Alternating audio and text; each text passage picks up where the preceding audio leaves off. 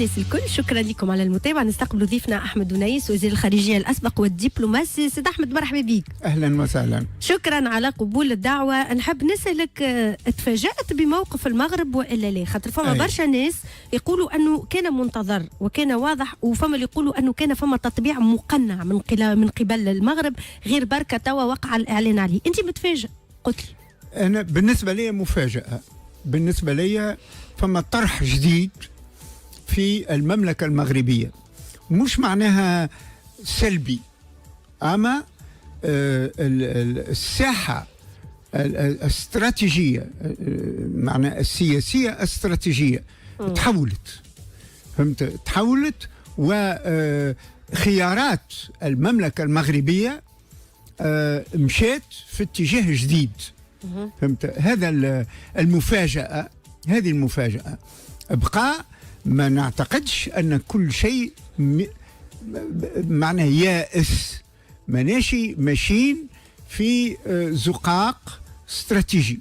بالنسبة لي التاريخ مفتوح، وبالنسبة لي المغرب الكبير مفتوح، واللي لعب بالنار، فهمت، أحرق المنطقة. لأن في الأصل علاش المغرب قلب الآية؟ لأنه في حالة حرب منذ 45 سنة، وجرب في الحرب السلاح والرصاص، وجرب المفاوضة، وجرب معناها الوقت، الزمن، معناها تا وقت للزمن. واليوم 45 سنة وإحنا في الحرب هذايا. وماذا وقع في العالم بصفة عامة وفي المنطقة بصفة خاصة؟ دفع المغرب إلى الإسراع في قرار مفاجئ. أنا هو الإسراع.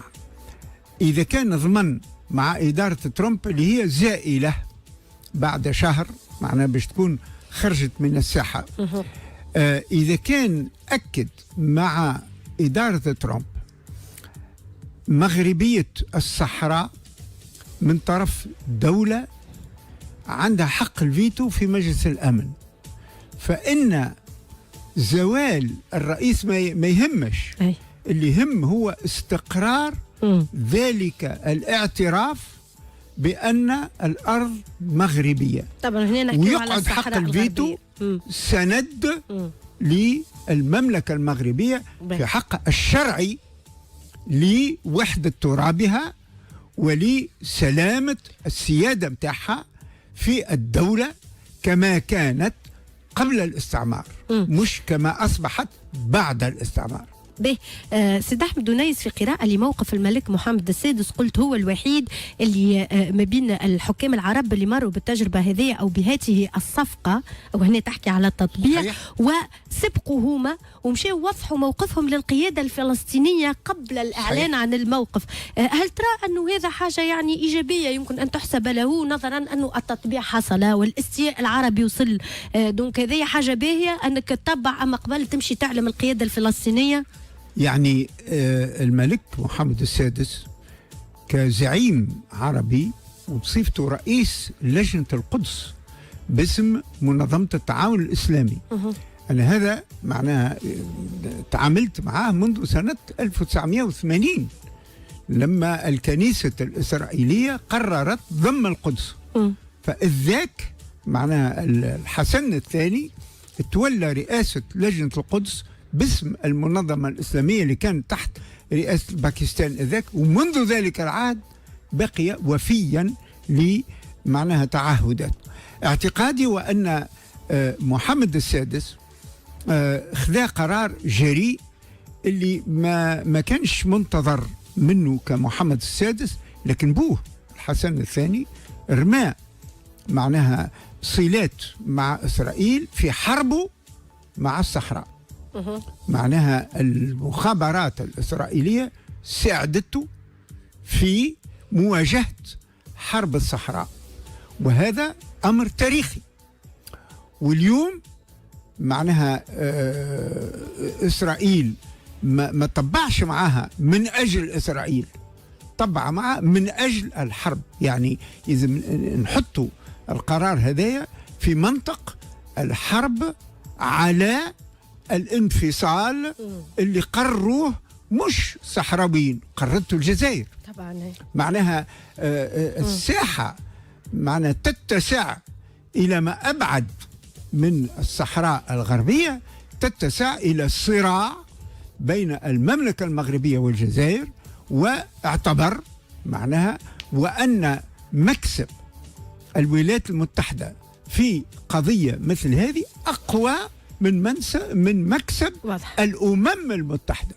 ومن هنا يجي تبرير البعض من اللي يراو انه التطبيع هذايا اللي صار هو اجابه او نتيجه للضغط واستنزاف الجهود اللي صارت في علاقه بدولتين في المغرب العربي اللي كنا ننتظروا ان يقع توحيده. عنا مده نستناو، تو احنا توانسه اليوم نقولوا انه اتحاد المغرب العربي هذايا لو كان باش يصير سيرجع بنفع كبير جدا علينا نحن مثلا توانسه، على الجزائريه، على المغاربه، على الجميع، لانه باش تتجمع الثروات وباش تتجمع الطاقات وباش تتجمع الرؤى والاستراتيجيات ونجموا نوليو قوه وازنه. ولكن بعمليه التطبيع اللي صارت هذيا من المغرب الحقيقه الكثير يقولوا انه هذا الحلم تبخر، ما عادش نجموا نحكيوا على اتحاد المغرب العربي.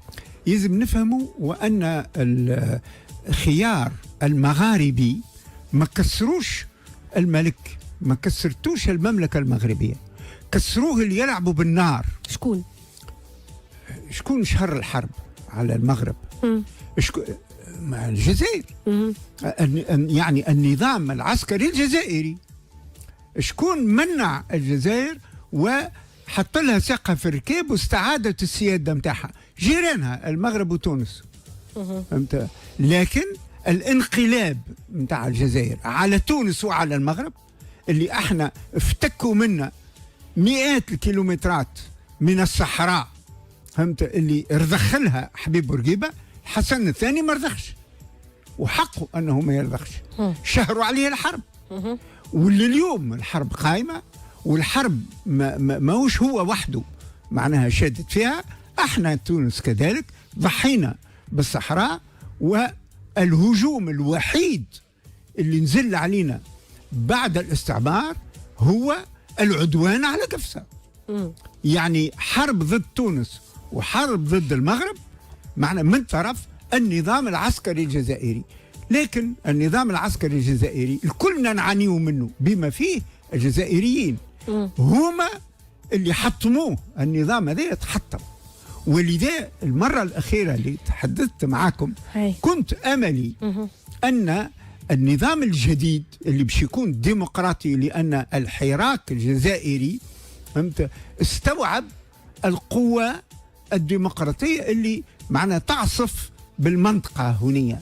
اعتقادي أن لو النظام الجزائري معناها يتخذ القرار الديمقراطي الصحيح ففتح المسار في بناء المغرب الكبير يتأكد، وإذ ذاك الجزائر تربح، لكن المغرب وتونس يربحوا أكثر، لأننا نخرج من منطق الحرب ومنطق تحقيق الخريطة الاستعمارية في الدول المستقلة.